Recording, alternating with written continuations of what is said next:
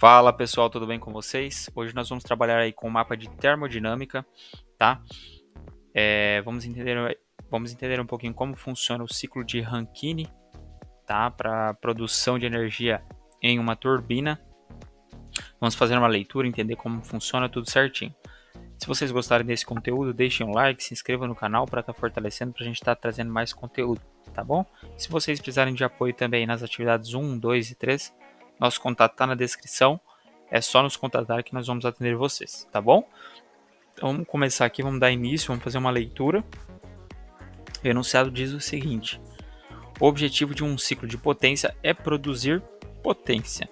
Em outras palavras, obter trabalho por meio de um ciclo pelo qual um fluido, conhecido como fluido de trabalho, passa por diferentes processos, tendo como fundamentos a compressão, a expansão, a adição e a rejeição de calor. Quando o fluido de trabalho altera entre os estados de vapor e líquido, ao longo do ciclo, o ciclo é chamado de ciclo de potência a vapor.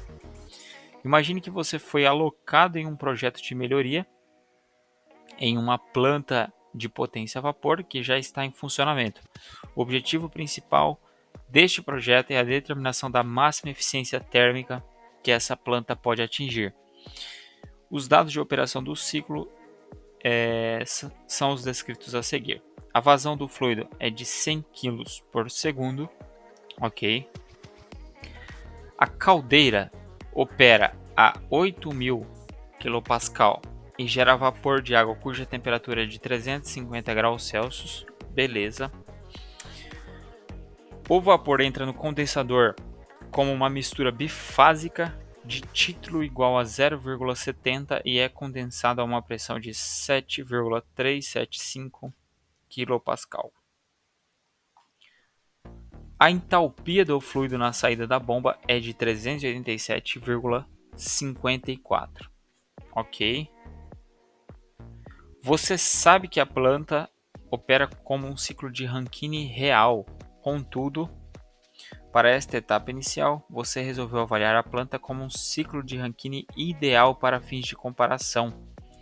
O relatório do projeto deve constar os seguintes itens: descrição dos principais processos que constituem o ciclo de Rankine ideal. Então, pessoal, a gente vai fazer aqui uma contextualização do ciclo de Rankine ideal. Só que para os cálculos,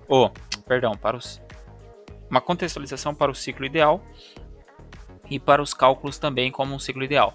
Só que depois a gente vai fazer uma análise comparando com o ciclo de Rankine real. Será que a potência da turbina e da bomba seria maior ou menor no ciclo de Rankine real?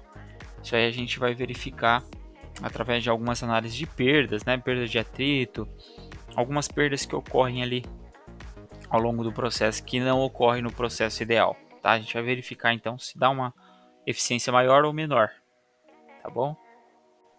Então vamos lá, vamos entender primeiro como funciona mais ou menos aqui o nosso ciclo de Rankine, tá? Trouxe aqui os componentes que foram citados ali. Então nós temos primeiro aqui a bomba, né, onde a gente vai ter que fornecer trabalho para a bomba, então vai entrar trabalho, tá? O fluido então vai ser bombeado como líquido saturado para a caldeira, né? Na caldeira nós vamos fornecer calor também através da queima de algum combustível, lenha, diversos mecanismos, né? E aí então da caldeira vai para a turbina. A turbina ela vai o ciclo de Rankine é justamente para criar um trabalho para a turbina, né? Gerar energia elétrica, movimento de um eixo e tudo mais. Então o objetivo é esse, né? Gerar trabalho para a turbina através de um fluido. Saindo da turbina, né? Vai sair aqui líquido mais vapor e vai vir aqui para o ponto 4, vai entrar no condensador e através do condensador vai voltar para o líquido saturado no ponto 1 e reinicia-se o processo, tá? Mas eu vou fazer a leitura aqui dos processos para a gente entender melhor como que funciona, tá? Então vamos entender melhor aqui, ó, como que funciona o processo 1 e 2 na bomba. O que que acontece de fato, né? Vamos entender melhor, vamos explicar mais detalhadamente aí. Então no processo 1 e 2 ocorre uma compressão isentrópica, tá? O fluido de trabalho no estado líquido saturado é admitido pela bomba, onde é elevada a sua pressão, chegando ao estado líquido comprimido. Então ele vai chegar em líquido saturado no ponto 1 e vai sair como líquido comprimido no ponto 2.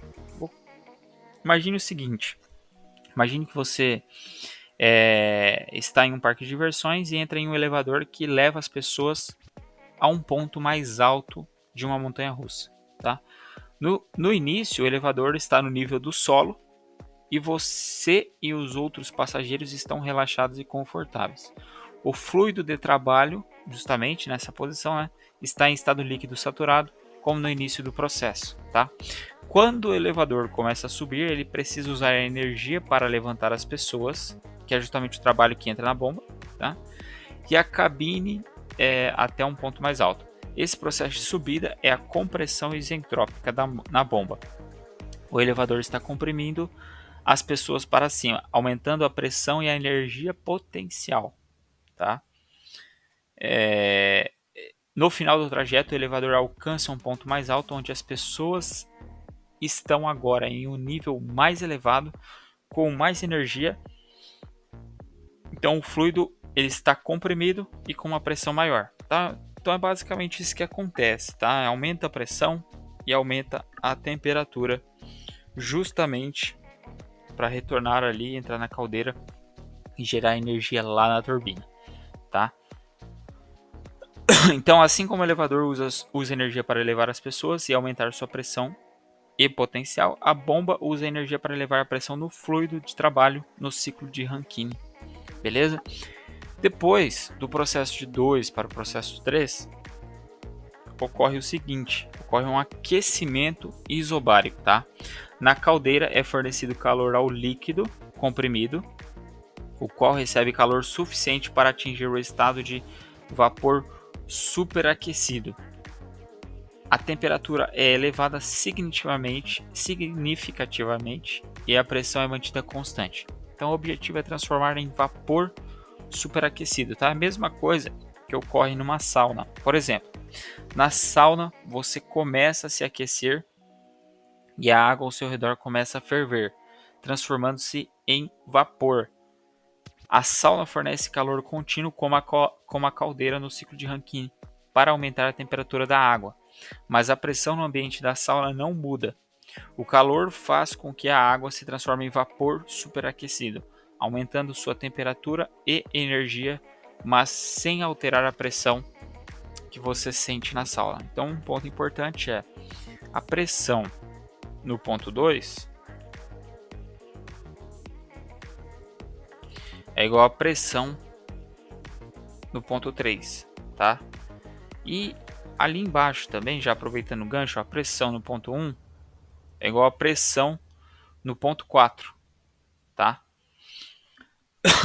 Então, pessoal, vai aumentar, vai fornecer calor, mas não vai alterar a pressão. Ocorre um aquecimento isobárico, beleza? Então vai chegar aqui no ponto 3 como vapor superaquecido. E aí, pessoal, do processo 3 para o processo 4, ocorre o seguinte, ocorre uma expansão isentrópica, tá?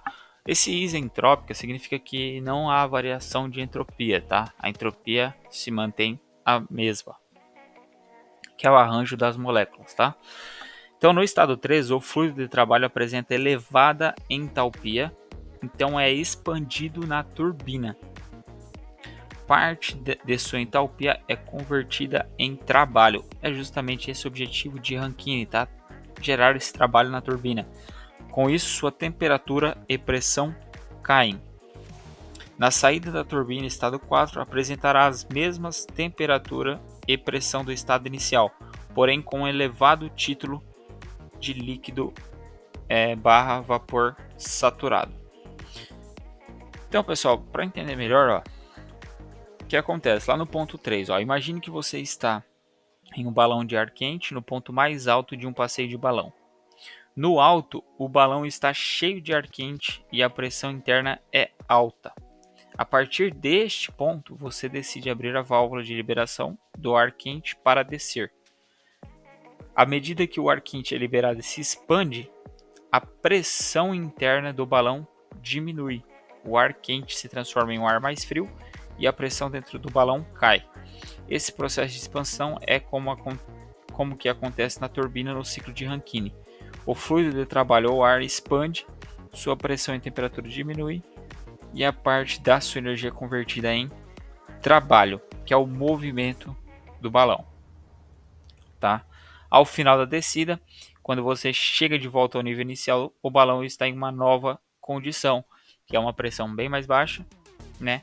Porém ainda com um pouco de, vamos dizer assim, ele sai lá do vapor superaquecido, né? E chega lá em líquido mais vapor. E a gente vai ter um próximo objetivo, né, no condensador, que é justamente voltar à situação de líquido saturado. Mas voltando ali, é o seguinte: o ar quente que antes estava quente sob pressão, agora está frio e com menor pressão, mas ainda assim está em uma condição que pode ser comparado ao estado inicial. Beleza? Então é basicamente isso que acontece, pessoal. Ele está aqui como vapor superaquecido no ponto 3, passa pela turbina, gera esse trabalho e chega aqui como líquido mais vapor, tá? Que é justamente o que ele cita lá. É uma mudança bifásica, né? E o objetivo agora é transformar essa questão, essa situação bifásica que está aqui no ponto 4 para líquido saturado aqui no ponto 1. E é justamente isso que o condensador vai fazer, rejeitando o calor aqui, tá? Então, como eu já disse, né, a pressão agora vai ser mantida a mesma, só que ele vai rejeitar calor. O que vai acontecer? Vai reduzir o vapor e vai transformar em líquido saturado. Então, o último processo de 4:1 é resfriamento isotérmico. Com o objetivo de retornar ao estado inicial, o fluido de trabalho passa pelo condensador, local onde trocará calor com um fluido de menor temperatura. Portanto, perderá calor mantendo a pressão e a temperatura constante, retornando a líquido saturado, tá? Então, pessoal, é mais ou menos isso que acontece em um ciclo de Rankine ideal, beleza? Então, pontos importantes, né? Mas eu vou deixar mais essas notações aqui que são importantes para as nossas análises futuras ali nos cálculos também, tá? Entropia 1 é igual a entropia 2, tá? Que é o S.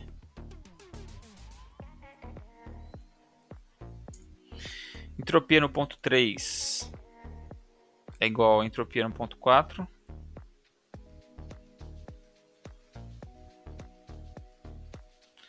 Beleza? E é isso, pessoal. Nós vamos fazer algumas análises ali, coletar através da tabela de acordo com a pressão e temperatura que foi fornecida, tá? E a gente já consegue dar início aí aos cálculos, tá? Onde ele pede aqui a variação, ele vai pedir aqui para nós a variação de energia interna total, variação de entropia total, calor fornecido ao fluido ao passar pela caldeira, calor cedido pelo fluido ao passar pelo condensador, a potência da bomba e da turbina e a máxima eficiência térmica do ciclo de Rankine. E aqui ele vai pedir para a gente comparar com o ciclo real, tá? Então vamos lá.